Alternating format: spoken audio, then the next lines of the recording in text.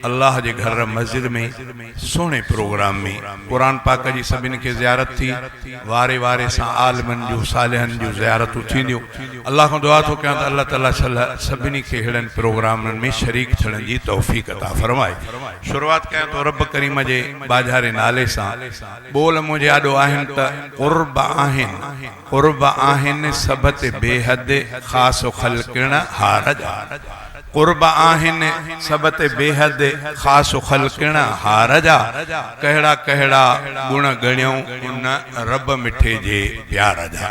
क़ुर्ब सभिनी ते नमाज़ीअ ते बि बेनमाज़ीअ ते बि रोज़ायत ते बेरोज़ायत ते ॾाढ़ीअ वारे ते बेॾाढ़ीअ ते मुस्लमान सां गॾु गैर मुस्लिम ते मतलब ॿियो न त जहिड़ा अल्लाह ताला हथ पेर अखियूं मुस्लमान खे ॾिनियूं अहिड़ियूं गैर मुस्लिम खे बि आहिनि।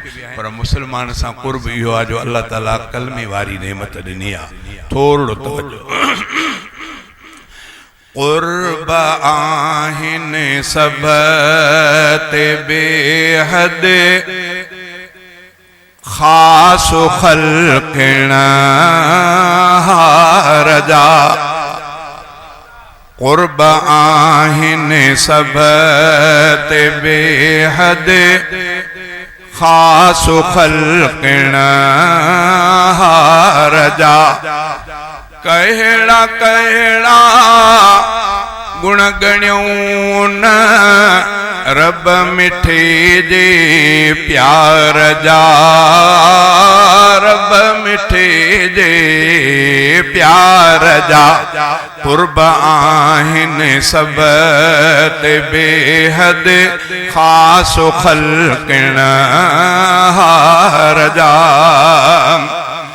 कलमे वारी रब ॾिनी दौलत था ॾाढा ख़ुश रहूं।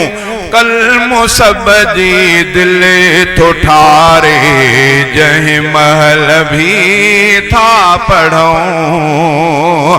कलमे वारी रब ॾिनी दौलत था ॾाढा ख़ुश रहूं।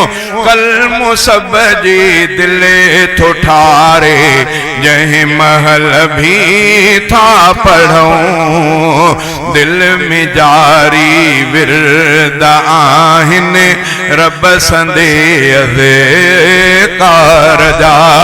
दिल में जारी विरद आहिन रब संदेह कारजा। कहड़ा कहड़ा गुण गण्यऊं न रब मिठे जे प्यार जा। रब मिठे जे प्यार जा। क़ुर्ब आहिन सब ते बेहद ख़ास ख़ल्क़िण हारजा। सब सही सालिम ॾिनई उज़वा बचायई ऐब खां। मर्ज़ मूज़ी दर्द खाया तोड़े हर आसे बखां। सब सही सालिम ॾिनई उज़वा बचायई ऐब खां। मर्ज़ मूज़ी दर्द खाया तोड़े हर आसे बखां। था कयूं हर दम शुक्र प्या उन सचे दातार जा। कहड़ा कहड़ा गुण गण्यऊं न रब मिठे जे प्यार जा। रब मिठे जे प्यार जा।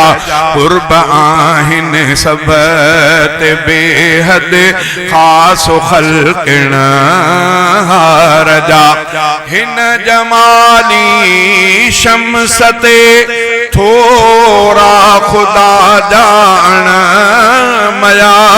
कोन थोरो के अताऊं तोड़ थी हर हर खता।